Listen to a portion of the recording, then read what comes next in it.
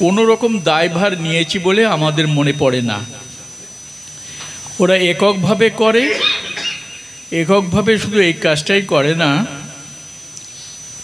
রিক রায় যে গানটা গাইলেন, আমি বলি অধ্যাপক রিক রায় এইটুকু বাচ্চা মেয়ে কী করে একটি কলেজে পড়ায় আমি জানি না, তার ছাত্ররা তার কথা শোনে কি না আমি জানি না।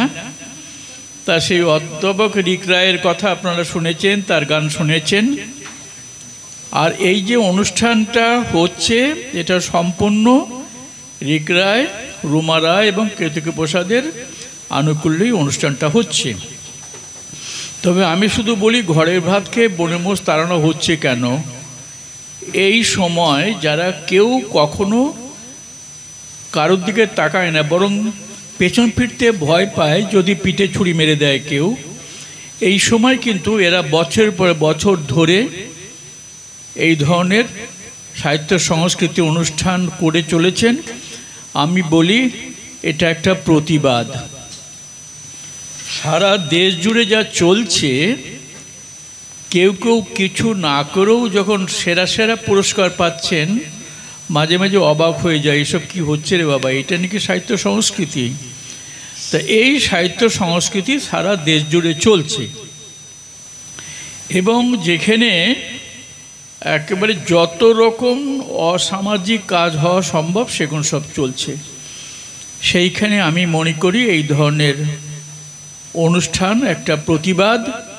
এবং আপনারা যারা এসেছেন, আপনারা এই প্রতিবাদে অংশগ্রহণ করতে এসেছেন, এর জন্য আপনাদের সবাইকে ধন্যবাদ জানাচ্ছি। যে না, এখনও কিছু কিছু আছে যারা প্রতিবাদ জানাতে আসেন। আমরা যতই সংখ্যালঘু হই না কেন, আমাদের কাজ আমরা করব। আর একটি ছোট্ট কথা আমি বলি, এরা প্রতি মাসে এই যে সংগঠনগুলো করে, আমরা আসি, আমাকে সুযোগ দেওয়া হয়, আসি, আপনাদের সঙ্গে 2-4 মিনিট কথা বলার সুযোগও হয়।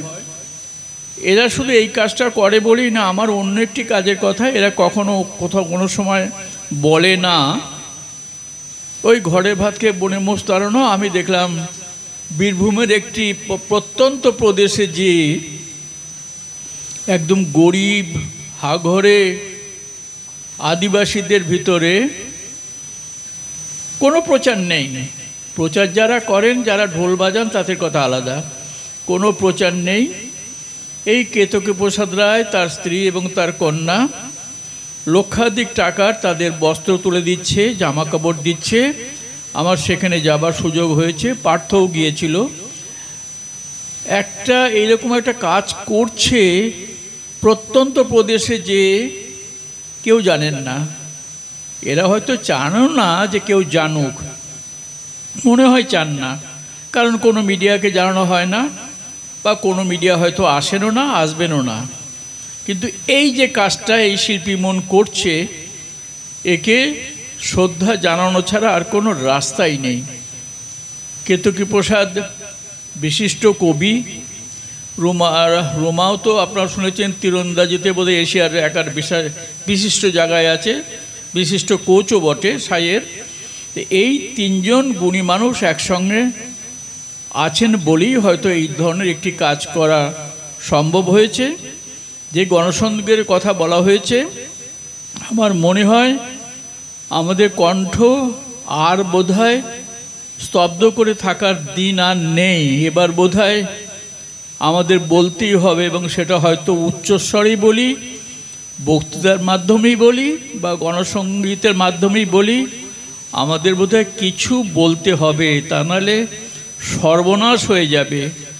আপনারা বলুন, আপনাদের কথা বলুন, আমরা শুনি, এবং এভাবে আস্তে আস্তে মানুষের ভিতর যে যেখানে আছে, আমাদের বোধহয় অন্তত প্রতিবাদ করার সময় এসেছে। আপনাদের সবাইকে ধন্যবাদ, নমস্কার।